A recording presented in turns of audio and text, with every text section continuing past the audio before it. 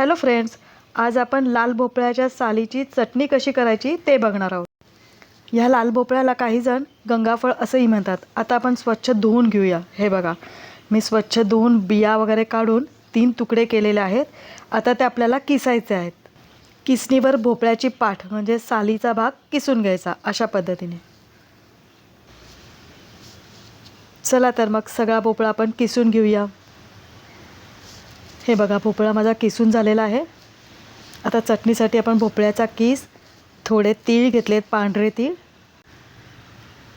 भाजलेल्या शेंगदाण्यांचा कूट आहे हा. सगळे 2-2 चमचे घ्यायचा, अंदाजे घेतलं तरी चालेल. तिखट आहे आणि मीठ. चला तर मग पहिले आपण पॅनमध्ये थोडं तेल घेऊया. तेल गरम झाले की त्यामध्ये पांढरे तीळ परतून घेऊया. ही चटणी बनवायला सुद्धा खूप सोपी आहे आणि टिकते सुद्धा. आता तीळ परतून झालेले आहेत, रंग बदललेला आहे. आता त्यामध्ये आपण भोपळ्याचा किस घालणार आहोत. हे बघा, ही चटणी अगदी कुरकुरीत होते. लहान मुलांना सुद्धा ही खूप आवडते. आणि आता शेंगदाण्याचा कूट.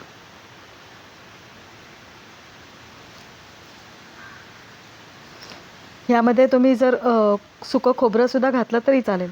आता तिखट घालूया. सारखे परतून घ्या. आणि आता यामध्ये चवीनुसार मीठ घाला. भोपळ्याचा किस कुरकुरीत होईस्तोवर म्हणजे त्याच्यातले पाण्याचे अंश पूर्णपणे जाईस्तोवर परतायचे आहे.